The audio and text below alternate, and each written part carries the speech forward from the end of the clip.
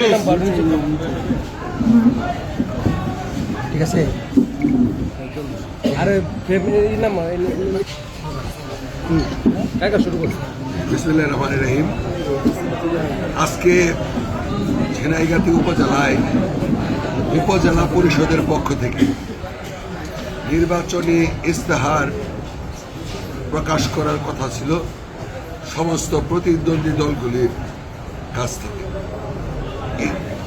সেই কারণে আমাদের উপজেলা নির্বাহী কর্মকর্তা সহকারী রিটার্নিং অফিসার উনি ঝিনাইগাতি উনি আমাদের সকলকে চিঠি দিয়ে অবগত করে যে আজকে দুপুর 2:30টায় 2টা থেকে 2:30টার মধ্যে স্টেডিয়াম মাঠে ঝিনাইগাতির স্টেডিয়াম মাঠে আমরা যে যে দল করি সেই দলের প্রতিনিধি হিসেবে আমরা ইস্তেহার পাঠ করব। ইতিমধ্যে আমরা গত পরশুদিন শ্রীবর্ধিতেও ইস্তেহার প্রকাশ করি। ইস্তেহার জনগণের মধ্যে আমরা বক্তব্য দিয়ে প্রত্যেকের আশ্বস্ত করি। আজকে ঝিনাইগাতি উপজেলার স্টেডিয়াম মাঠে ইস্তেহার পাঠ করার কথা 2:30টায়। আমাদের নেতৃবৃন্দ শ্রীবর্ধির মতোই এখানে 200 থেকে 250 লোক, আমরা জানি যে 300-র বেশি লোক মিলে এখানে যেহেতু সংকলন হবে না, চেয়ার স্বল্প, আমরা এখান থেকে 2টার দিকে আমাদের লোকজন সকলে ঝিনাইগাতি স্টেডিয়াম মাঠে যায়। যাওয়ার পরে তারা লক্ষ্য করে যে তাদের প্রায় 1000 থেকে 1500 লোক শ্রীবর্ধি থেকে অটো দিয়ে, ভ্যান দিয়ে, ট্রলি দিয়ে, মোটরসাইকেল যুগে জামাতের সমস্ত লোক এবং এই উপজেলার সমস্ত লোক সহকারে তারা সবগুলি চেয়ার বসে, চেয়ারগুলি একটা চেয়ারও আর খালি নাই। তো যথারীতি আমাদের উপজেলা বিএনপির আহ্বায়ক সচিব টিউনো মহোদয়কে অবগত করে, তো টিউনো সাহেব বলে যে বিষয়টা আমি দেখতেছি, আমি যাচ্ছি স্টেডিয়ামে। আমিও শ্রীবর্ধির এক উঠান বৈঠকে ছিলাম। শ্রীবর্ধি থেকে আসার পথে যখন শুনলাম চেয়ার সংকলন হচ্ছে না, আমি টিউনো সাহেবকে অবগত করি যে আপনি আরো কিছু চেয়ারের 200 চেয়ার আমাদের লোকজন 200-250 হবে, তাদেরকে একটু বসার ব্যবস্থা করেন, আমি আয়সা বসতেছি।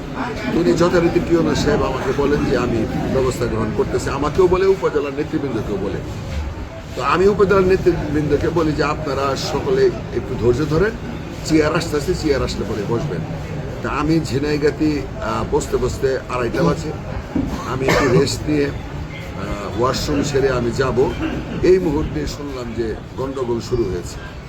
তো গন্ডগোল আসলে শুরু হয়েছে এই কারণে, যতটুকু শুনলাম যে জামাতের নেতৃবৃন্দ যারা ছিল, যখন আমাদের নেতৃবৃন্দ এবং টিউনো প্রশাসন বলছে যে কিছু চেয়ার ছাড়েন, তারা চেয়ার না ছেড়ে উল্টা স্লোগান দিয়ে পরিবেশটাকে নষ্ট করে ফেলে। এবং তাদের প্রত্যেকের কাছে দেশীয় অস্ত্র ছিল, লাঠি ছিল এবং স্টিক ছিল পাঞ্জাবির নিচে।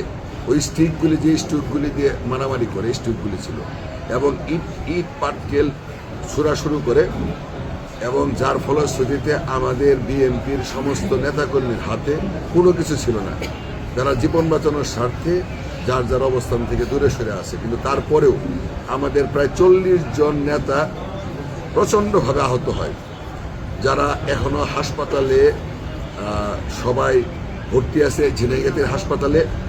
আপনারা যারা সাংবাদিক মহোদয় আছেন, আপনারা ইতিমধ্যে হাসপাতালে গেছিলেন, যায়া হাসপাতালের আমাদের বিএনপির উপজেলা বিএনপির যুগ্ম আহ্বায়ক আব্দুল মান্নান সহ শেরপুর জেলার শ্রমিক দলের সাধারণ সম্পাদক আমাদের ঝিনাইগাতির বাসিন্দা আশরাফুল আলম জুন, সেও আহত। এরকম আমাদের গুরুত্বপূর্ণ অঙ্গ সংগঠনের নেতাকর্মী সবাই আহত। এর মধ্যে 2 জন খুব সিরিয়াস পর্যায়ে আছে, 2 জনকে শেরপুরে রেফার করছে। একজন কৃষক দলের যুগ্ম আহ্বায়ক রাজা, আরেকজন যুব দলের ওয়ার্ড সভাপতি আমজাদ। 2 জনই রক্তবমি করতেছে। আল্লাহ জানে তাদের সর্বশেষ পরিণতি কি হয়। আমি শুধু এইটুকু বলতে চাই, জামাত যে একটা জঙ্গি সংগঠন, একটা উগ্র সংগঠন, উগ্র সংগঠন, এটা অতীতে তার কার্যক্রমে তারা প্রমাণিত। তারা নির্বাচনের লেভেল প্লেইং ফিল্ড এবং আইন শৃঙ্খলা, তারা পরিবেশ নষ্ট করতে চায়। তারা দেশের নির্বাচনকে প্রলম্বিত করতে চায়, দেশকে অস্থিতিশীল করতে চায়, যারই অংশ হিসাবে আজকে এই ঝিনাইগাতিতে তাদের এই উগ্র আচরণ, মারমুখী আচরণ। কিন্তু আমরা বড় দল হিসাবে দীর্ঘদিন থেকে সংযমের সঙ্গে, ধৈর্যের সঙ্গে আমরা মোকাবেলা করতেছি।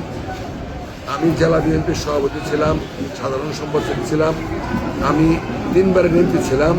এই এলাকায় আমাদের বিএনপির সম্পর্কে সকলে অবগত রয়েছে, বিএনপি কতটুকু ভদ্র নম্র। কিন্তু আজকে আমরা সবাই আশ্চর্য হয়েছি যে দাঁড়িয়ালা টুপিয়ালা এই জামাত ইসলাম তাদের লেবাসের মধ্যে যে উগ্রতা পরিণত হয়েছে, এটা আমরা বিশ্বাস করতে পারি না। আমরা আইন শৃঙ্খলা বাহিনী উপস্থিত ছিল, বাহিনীর সদস্যরা, ওসি সাহেব ছিল। আমরা এর তীব্র নিন্দা জানাই এবং জরুরি ভিত্তিতে ভিডিও ফুটেজের মাধ্যমে যারা এই হামলা আমাদের উপর করেছে তাদের জরুরি ভিত্তিতে শাস্তির দাবি করি, গ্রেপ্তার দাবি করি। তা না হইলে সামনের দিনে নির্বাচন লেভেল প্লেইং ফিল্ড নষ্ট হয়ে যাবে। আমরা চাই না লেভেল প্লেইং নষ্ট হোক, আমরা চাই না নির্বাচনটা জনগণের মধ্যে আতঙ্ক ছড়িয়ে পড়ুক। আমরা চাই সুন্দর পরিবেশে নির্বাচন করতে, এবং সেই জন্য আপনাদের মাধ্যমে, সাংবাদিক বন্ধুদের মাধ্যমে অনুরোধ থাকলো যে প্রশাসন যদি বিষয়টা জরুরি ভিত্তিতে যেন ব্যবস্থা নেয়, জরুরি ভিত্তিতে যেন বিষয়টা দেখে। আমি আর বক্তব্য দীর্ঘায়িত না করে সকলকে ধন্যবাদ জানিয়ে আমার কথা শেষ করতে আসলাম। আজকের যে ঘটনাটা ঘটলো এই বিষয়ে কোনো